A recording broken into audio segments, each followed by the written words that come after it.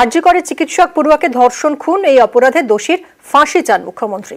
দ্রুত নিষ্পত্তির জন্য চান ফাস্ট ট্র্যাক কোর্টে বিচার হোক।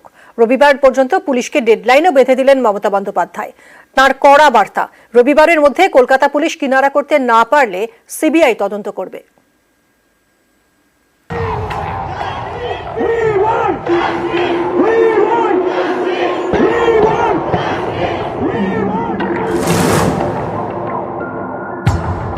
যেই জড়িত থাক তাকে ইমিডিয়েট শাস্তি দিতে হবে এবং আমরা চাই এই কেসটা ফাস্ট ট্র্যাক কোর্টে হোক। ফাস্ট ট্র্যাক কোর্টে হলে জুডিশিয়াল প্রসেসটা তাড়াতাড়ি হবে এবং তাতে আমরা ফাঁসির দাবি জানাবো। গত বৃহস্পতিবার আরজি করে নাইট ডিউটি করছিলেন চিকিৎসক পড়ুয়া। শুক্রবার সকালে তার ক্ষতবিক্ষত দেহ উদ্ধার হয়। অভিযোগ খুন, ধর্ষণের। এ নিয়ে দেশ জুড়ে শোরগোল পড়ে গিয়েছে।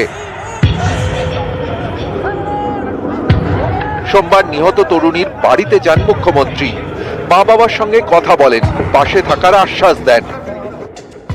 কলকাতার পুলিশ কমিশনার খবরটা দেয়, আমি সঙ্গে সঙ্গে তাকে বলি যে এটা খুব নক্কারজনক ঘটনা এবং খুবই বেদনাদায়ক ঘটনা। কি করে ঘটনা ঘটলো এটা এখনো আমি ঠিক বুঝতে পারছি না। পুলিশকে আমি বলেছি, বাবা মাও যেটা আমাকে বলেছেন যে ওদের ভেতরেই কেউ আছে। যদি ভেতরে কেউ থাকে, কারো প্রতি সন্দেহ হয়, যারা ছিল, যারা ওর বন্ধু বান্ধব, তাদেরকে সবাইকে ডেকে কথা বলবে।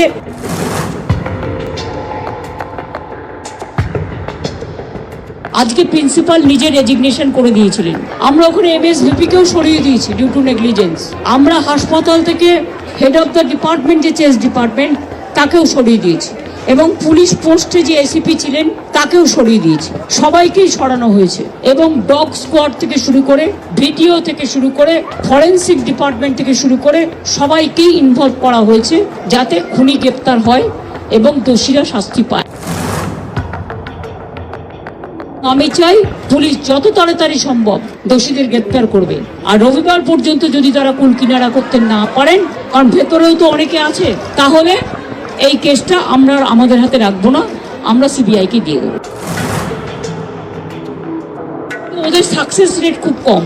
তাপসী মালিককে যখন খুন করে হত্যা করা হয়, ধর্ষণ করে, আজ পর্যন্ত বিচার হয়নি। রিজাউনের কেসও ছিল, একটা কেসেরও বিচার হয়নি। কিন্তু তবু মানুষের স্যাটিসফ্যাকশনের জন্য যদি কেউ ভাবতে পারে যে পুলিশ ঠিক মতো করতে পারছে না।